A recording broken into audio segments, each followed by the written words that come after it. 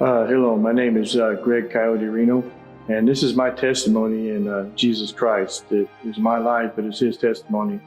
Due to extreme violence from my father and military, I had PTSD, anxiety disorder, and extreme depression disorder, antisocial disorder, and I lost myself in music and pot to deal with it. And I had a good 11 years from 80 to 91, where I was a master guitarist, contracted out of 2 record labels, playing alternative rock and rock for a living. Had it made. Had a beautiful wife, 3 daughters, 7,100 square foot, 4-bedroom home, land. And when I wasn't playing music, I was rebuilding and refurbishing vintage hot rods and stuff like a hobby. Even though I had the mental disorders, I thought, life couldn't be better. And then I made a fatal mistake introducing this one groupie girl to my wife, who ended up having a homosexual relationship, lesbian, whatever you want to call it, and for 2 months. And she's Mexican-Italian, and her mother is Spanish from Spain, and ended up busting in the middle of the affair. And my wife ended up leaving me with the 2 kids, with 3 daughters, for about 2 weeks. And this girl kept coming over, and me and my wife have been together since we were 12 years old. Never knew anybody but ourselves for this girl. So I actually thought my relationship was over, and I had relations with this girl for like 3 days, and then my wife came back. We figured, well, okay, what do we do now with this girl? And first time, this is in Tombstone, Arizona, and found out she's from Fort Worth, Texas. So took her back home to Fort Worth, Texas, and I paid a year's rent on an apartment for her, turned all the utilities on in my name, phone in my name, and gave her like $3,500 cash to start a new life. But we were smoking pot, getting ready to leave, and she got upset thinking that I was going to be her man. That's why I did it. And was threatened to commit suicide, went in her room. My wife wouldn't go talk to her, so I did. And she had a big old Bowie knife, and I don't know if she was going to come out and attack everybody or what, but when I went to talk to her, she attacked me, stabbed me once in my thumb joint and in my hand when I blocked it. And when I yelled her to stop, my wife came in and seen what was going on and stabbed her 3 times and killed her. We panicked and ran back to Arizona. I told my wife that, not to worry about it, that when everything came about it, that I would say I did it, as far as I'm concerned. She got down for me. And 1 year later, they came looking for me. And I turned myself in, said I did it in self-defense, staying true to my word to my wife. But because I ran and didn't call the law, left the state, Texas called it murder and not self-defense, gave me 75 years. I had no idea I'd get that much time, but I still stayed true to my word to my wife. I really loved her. And she was free with my 3 daughters. That was all that mattered.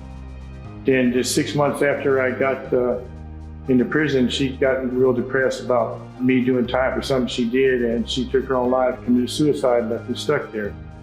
And it was shattered my whole world. And I didn't know what, I was stupid. I thought I could go on because I had all my money. I was losing myself in books and college courses and craft shop, trying to go on. And back then I was with the Native American religion. I'm half Native American, shamanism and Wicca. And I met a woman he my Celly's mom, that he was really using his mother, and I wrote her and told her about it, and I ended up helping her. We became close, and she was a Christian. She kept trying to tell me about Jesus, and every time she kept trying to tell me about Jesus, I kept trying to tell her about the Native American way. She sent me books on Jesus, I sent her books on the Native American way. And also because I couldn't go back to that house after what my wife did, so I had my CPA and lawyer girl and gave her full power of attorney, trusting her and my 3 daughters to sell the place and move somewhere else, which they moved to New York and bought a condo apartment, which I'm supposed to get out whenever I parole. And I'm thinking everything's okay, and I'm dealing with things until my 14-year-old daughter, she was 12 when she got there. 2 years after they got there, she got raped and killed in New York.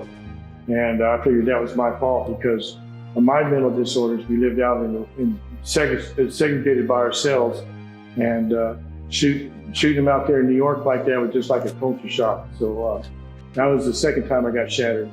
And then I more or less just don't know why I hang on, only God I hang on. In 2006, I came up for my first time for parole. I was really happy, and I told everybody. And that's when I found out that my world had been shattered again. I didn't even know it. How 10 years prior, in 1996, these two record companies tried to sue me for breach of contract for not doing any music in the studio. Well, my CPA lawyer girl and two oldest daughters, court to represent me, didn't say nothing. Said that I was in prison on a murder charge, and I didn't want to pursue my music career, and I wanted to sell my royalty rights, composition rights, all that one lump sum, which they did.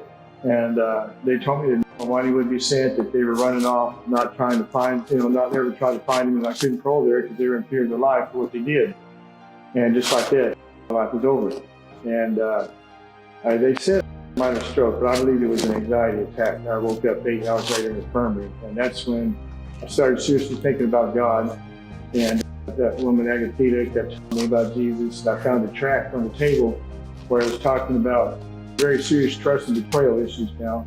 How Judas had betrayed Jesus, somebody he loved. And I thought about my wife. I figured she betrayed me, giving up her life after I did the time for her. And then she also told how Jesus gave his life for, someone he loved, the whole world. And that's basically what I did with my wife. So that's when I started opening up to God and accepted Christ in my life. I thought you had to study to learn it because, I read that where it's, you got to study to sort yourself approved. So I started studying every Bible course, college course I could get, reading and studying the Bible, but I couldn't understand why I still had PTSD, anxiety disorder. Couldn't understand why hey, God told me this, God told me that, but he didn't talk to me. And the lady at commissary had seen some of my pictures that one of her workers had that I didn't look at, called me in there and asked me about my testimony. I told her, she said I need to go to church. I told her, no, that's where all the homosexuals, the gangs meet. I'm not going there. She said, no, you need to take Alpha and Bridges to Life. They'll help you.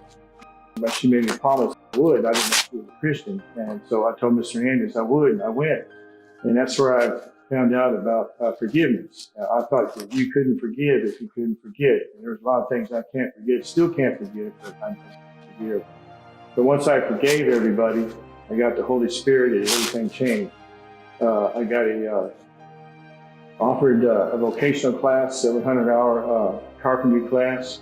And then 2 weeks after I finished that class, I got paroled to the FI-18 parole, the trial advance unit.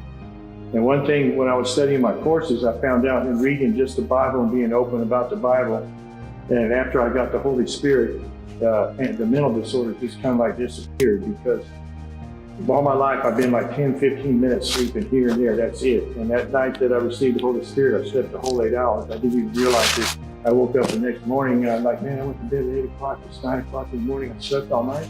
And then I started realizing the things that God did. And it really started motivating me to really study the Word more. And I found myself lying, well, not lying, but saying the wrong answers to what the Bible said to these courses in order to get an A, because the curriculum said that. And I wanted to look for somebody or something that taught the truth. And that's when I found out about making life changes. At the advance, I started going to the class, and these people were teaching the truth exactly how I found. And I got baptized December 24th the first time, and the Sunday keepers told me there was a special occasion because it was Jesus' birthday, but nothing ever happened.